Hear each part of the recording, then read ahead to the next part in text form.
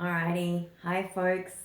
In a different room today because the light has well and truly gone. It's happy Me May, Sunday the 17th of May. If anybody out there is doing Me May, let me know. Let me know where I can stalk you, because right now I've spent 17 days doing it mostly by myself, and vaguely checking out a bit of Instagram. There are a couple of people doing more weekly videos about what they wore in May. Apparently I feel a need to go into more depth. That's not true. I just can't be bothered editing to make all the days go together. That's all.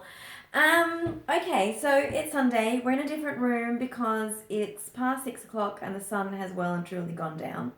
And this room is the only room with really, really good light. So here we are.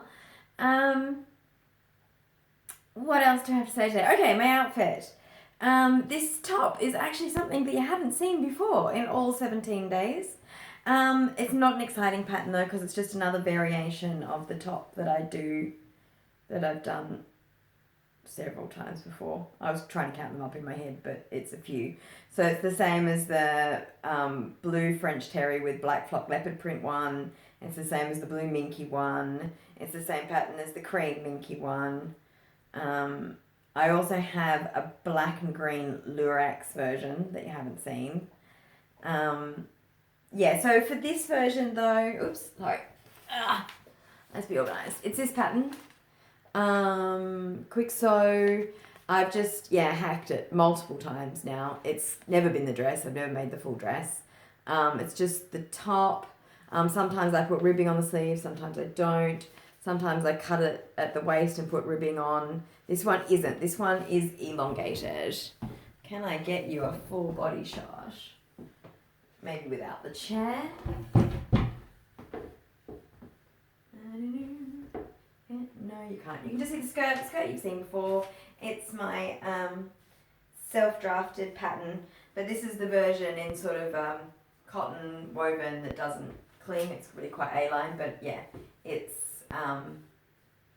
just an elastic waisted bias cut skirt. Oh man, it's taken me a while to get my words out today. In fact, it's taken me a while to do absolutely anything today. I said on Sunday I was hoping to get some more stuff done, like some clothes made for myself. And I did make a pattern last night to make a pair of pants. And this morning, first thing, I was all gung-ho when I laid into it. And initially I was pretty happy with how it came out. But then I decided to tweak it. And that went really badly. And then it's sitting in my studio at the moment in a little heap. Because, I decided that the crotch line wasn't sitting right and did all the wrong things. I mean, basically, when I'd made the pattern, I decided that I could use the crotch curve from a non-stretch pattern, and this is very, very stretchy, and so it doesn't sit quite right. That doesn't sit quite right. But I have made it worse successfully. Well, actually, I don't know if I have, or if I was just having a bit of a tantrum this morning, because all afternoon I have now just sat on the couch and read my book for maybe 5-6 straight hours, a little bit of dozing here and there, because today is the first day of my cycle and I feel like crap. If I do anything today, it'll probably just be to walk the dog if she's really lucky, and that'll only because I want to go to the supermarket and get chocolate, because chocolate. And it's Perth and it's after 5 o'clock, so the supermarket's going to be closed, which means I'll then have to go to the 7-Eleven. Easy Plus, whatever it is. And while they have an amazing and huge selection of confectionery, they won't have the thing that I want, because I don't know what I want, because that is how I feel. So I'll try not to chuck a public tantrum. Just out of interest though, I did dig up this thing last time I was working from home. I did more kind of looking into like what's supposed to be your womanly cycle. I don't know why I said that with that stupid voice. Claire Baker? I think that's her name. I'll link it below. She does a program called Adore Your Cycle. And she does do workshops and things like that. And I think I just downloaded some of her free resources. And I was trying to sort of pay attention to what my cycle was like, but I wasn't having a whole lot of success. I'm not very good at, all these workbooks and online, improve your life stuff. I'm not very good at those.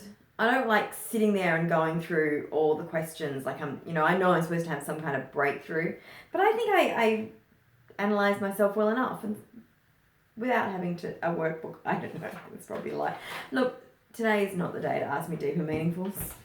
Although apparently, okay, so our winter phase. This is according to Claire Baker. Our winter phase, yin, can start around day 1, which is the first day of your cycle, or even earlier, around day 26 or 27, on the last days of our cycles, just before we begin to bleed. It lasts until day 5 or day 6 as our bleeding slows and stops. It can also be called the hag phase. This is our moon time, and we can feel withdrawn, intuitive, and want to do very little. It is a time for release, a time to tap into the deep guidance from within, but not a time for taking action. I certainly did not take action. And I don't know if I'm tapping into the deep guidance from within, but the deep guidance from within is mostly just telling me, you've got a lot to do. We really need to up this. So it's not very helpful. It's not very helpful. But I was sort of thinking about, it's like, okay, so this is week 3 of Me Made May, day 17. And so that means that when I started it, I would have been in the summer phase of my cycle, which is when we feel loving, powerful, energetic, empathetic, sexy, warm, and most likely want to get out and be social. And it's a time to create, either a baby or a project. Since I'm not going to do the former, we better stick with the latter. Hence, this is also called the mother phase. So yeah, I think that was probably why I launched into this. I was, I like homebound, but I was feeling energetic and social, and like those first week of videos were a lot more, I think, I think they're just a bit more chatty maybe, and a bit more passionate. Then when I went into the second week, which is the autumn phase, I think I was really trying to cut down time. I was trying to be quick and precise. I was going with if this is something that I'm going to do, if videos are going to work for me, I need to not spend much time on them. I need to have the thing that I want to say, get through that thing, get that video uploaded, get on with the rest of my day. Because in the first week, I think I really spent a lot of time. Mostly just figuring out and getting my nerves up of how it was going to go, how I would talk and how I sounded and all that kind of stuff. So the autumn phase, this is our premenstrual time and can also be called the enchantress phase or wild woman. We begin to turn inwards to reflect and feel more tired and emotional. You may feel really creative in this time, but in a more reflective or even destructive way, rather than creating for others.